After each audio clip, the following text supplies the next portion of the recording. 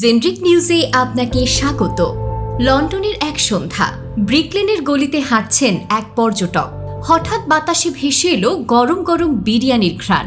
দোকানের ভেতর বাংলা, ইংরেজি আর এক অদ্ভুত মিষ্টি ভাষা, সিলেটি। হয়তো তিনি জানেন না এই গলির দেয়ালের পেছনে লুকিয়ে আছে 100 বছরেরও পুরনো এক গল্প, সিলেটি ডায়াসপোরার গল্প। আজ আমরা জানব কিভাবে 100 বছরের বেশি সময় ধরে সিলেটের মানুষরা লন্ডনে এসে এক বিস্ময়কর প্রবাসী সমাজ গড়ে তুলেছে। গল্পের শুরু আরও অনেক আগের, 19 শতকের শেষ ভাগে, যখন ব্রিটিশ ইস্ট ইন্ডিয়া কোম্পানির জাহাজগুলো চষে বেড়াতো বিশ্বের সাগর। তখন এসব জাহাজের অন্ধকার কার্গোটিকে ইঞ্জিন রুমে কাজ করতেন হাজার হাজার ভারতীয় নাবিক, যাদের বলা হতো লস্কর। তাদের ভেতর অনেকেই ছিলেন সিলেটের পাহাড় ঘেরা জনপদ থেকে আসা তরুণেরা। বড় স্বপ্ন নিয়ে তারা পাড়ি জমাতেন সমুদ্রপথে। লন্ডনের ডকে এসে প্রথম থেমেছিল তাদের যাত্রা। অনেকেই আর ফিরে যেতে পারেননি। একা বিদেশ বিভুঁয়ে শুরু হয়েছিল তাদের নতুন লড়াই। অজানা ভাষা, অচেনা সমাজে দিন কাটত শ্রম দিয়ে, আর রাতে ঘুরপাক খেত স্মৃতির মধ্যে সুরমার জলধারা, বাড়ির উঠানের শিউলি গাছ। কিন্তু কিভাবে শুরু হয় সিলেটি তরুণদের এই দুঃসাহসী যাত্রা? এই গল্পের সাথে জড়িয়ে আছে সিলেটের চা, মালনীছড়া, খাসিয়া পাহাড়, জাফলং। ব্রিটিশ আমলে এই অঞ্চলগুলোতে গড়ে উঠেছিল অসংখ্য চা বাগান। 1849 সালে সিলেটে প্রথম বাণিজ্যিকভাবে চা উৎপাদন শুরু হয়। তখন থেকে ব্রিটিশরা ভারতের চা নিয়ে গিয়েছিল ব্রিটেনের চায়ের বাজার দখল করতে। এই চা একদিকে যেমন ব্রিটিশদের জন্য সিলেটের গুরুত্ব বাড়িয়েছিল, অন্যদিকে তরুণদের জন্য নতুন দিগন্ত খুলে দেয়। অনেকে চা বাগানে কাজ করতেন, পরে সেই সংযোগেই নাবিক বা লস্কর হিসেবে যোগ দিতেন ব্রিটিশ জাহাজে। জাহাজ বোঝাই হতো সিলেটের চায়ে। লন্ডনের টেমস পোর্টে চা আনতে যাওয়া জাহাজে বহু সিলেটি লস্কর কাজ করতেন।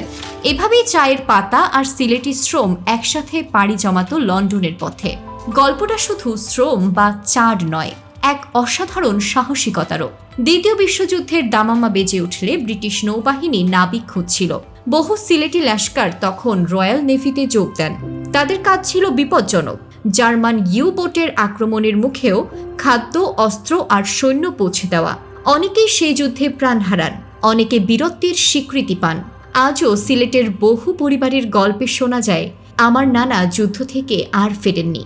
এই যুদ্ধের বীরত্ব সিলেটি ডায়াসপোরার গর্বের অংশ। কিন্তু গল্পটা এখানেই থেমে থাকেনি। দ্বিতীয় বিশ্বযুদ্ধের পরে ব্রিটেনে শ্রমিক সংকট দেখা দেয়। সেই সময় সিলেট থেকে অনেকেই ব্রিটেনে যান নতুন জীবনের আশায়। 1948 সালে ব্রিটিশ ন্যাশনালিটি অ্যাক্ট পাশ হওয়ার পর হাজার হাজার সিলেটি ব্রিটেনে পাড়ি জমান। লন্ডনের tower Hamlets, Brick Lane, Whitechapel এলাকাগুলোতে গড়ে ওঠে সিলেটিদের নতুন বসতি।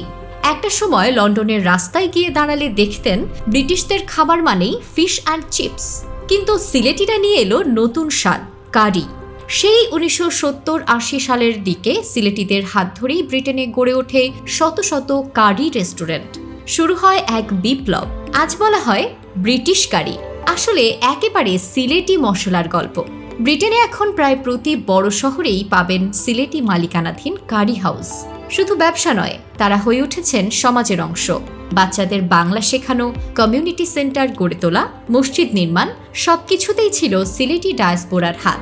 আজকের প্রজন্মের সিলেটিরা আর শুধু শ্রমিক নন, তারা উদ্যোক্তা, আইনজীবী, চিকিৎসক, রাজনীতিবিদ। ব্রিটেনের পার্লামেন্টে সিলেটি বংশোদ্ভূত এমপি আছেন। সিলেটিদের মধ্যে অনেকেই এখন মিডিয়া, শিক্ষা ও গবেষণার ক্ষেত্রেও এগিয়ে গেছেন। তবে নতুন প্রজন্মের বড় চ্যালেঞ্জ নিজেদের শেকড়ের সঙ্গে সংযোগ বজায় রাখা, ভাষা, সংস্কৃতি, ইতিহাসের উত্তরাধিকার ধরে রাখা। চা পাতার সুবাস, সমুদ্র যুদ্ধের গর্জন আর কারি রাঁধুনির ঘামের গন্ধ, এই তিন গল্প একত্রে গড়ে তুলেছে ব্রিটেনের সবচেয়ে শক্তিশালী ডায়াসপোরার একটিকে। সিলেটিদের এই গল্প এখনো চলছে, নতুন নতুন অধ্যায় যোগ হচ্ছে প্রতিদিন। আর হ্যাঁ, এমন আরও অসাধারণ গল্প, তথ্যভিত্তিক বিশ্লেষণ আর অজানা ইতিহাস জানতে চোখ রাখুন জেন্ড্রিক নিউজে। চ্যানেলটি সাবস্ক্রাইব করে পাশে থাকা বেল আইকনটি বাজিয়ে দিন।